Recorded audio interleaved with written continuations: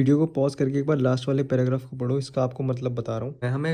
हमें बहुत सारी डिज़ायर्स होती हैं, हमारी कुछ ना कुछ इच्छाएं होती हैं कि मुझे ये चाहिए वो चाहिए।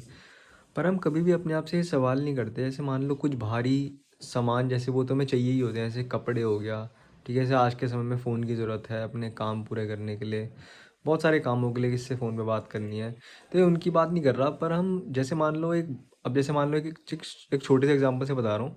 जैसे अब आईफोन 17 आया नया, ठीक है। तो बहुत सारे लोगों को फ़ोन की तो ज़रूरत, चलो वो तो मानते हैं, पर वो उन्हें आईफोन 17 ऐसा लगता है कि अगर हमें ये नहीं लिया तो मतलब कुछ जीवन में कुछ अधूरा रह जाएगा हमारे, या हम ही अधूरे रह जाएंगे, या मतलब उन्हें एक अंदर से बहुत ज़्यादा इसके एक मतलब एक वो लगता है कि अगर हमने नहीं लिया तो मतलब पता नहीं क्या छूट जाएगा ज़िंदगी में।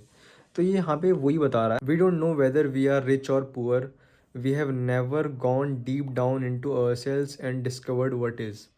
मतलब कह रहा है कि हमने कभी भी ना अपने अंदर झांक के देखा ही नहीं कि हमें क्या चीज़, मतलब वास्तविकता में, मतलब हमारे जीवन में क्या चीज़ वैल्यू ऐड कर रही है और क्या चीज़ वैल्यू ऐड नहीं कर रही है। और जो हम या जो अपने आप को कह रहे हैं कि मतलब अगर मेरे पास ये नहीं होगा तो मैं अधूरा रह जाऊंगा, ये तो क्या ये बात सच भी है, या फिर हमने अपने दिमाग से कल्पना कर लिया और बस ये एक विचार ही है। We exist on the surface satisfied with so little and made happy and unhappy by such small things.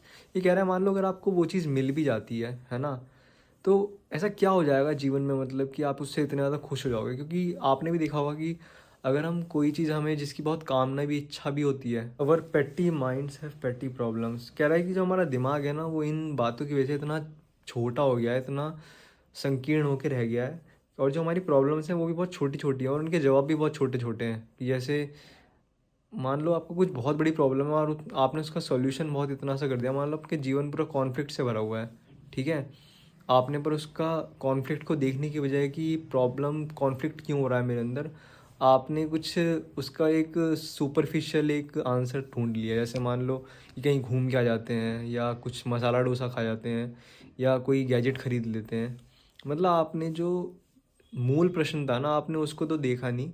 आपने जो आपका कॉन्फ्लिक्ट का कारण है जीवन में, उसका तो देखा नहीं आपने। आपने उसका एक एक पैटी सा एक आंसर ढूंढा और आपने वो कर दिया। उससे आपको थोड़ी देर के लिए कुछ अच्छा लगा, फिर से वही स्थिति आ जाती है। जैसे दारू पीने के साथ होता है कि इंसान दारू पीता है, कुछ समय के लिए अच्छा लगता है, फिर वैसे ही फिर जब जैसे पहली की हालत होती है उससे और बेकार बेकार हालत हो जाती है।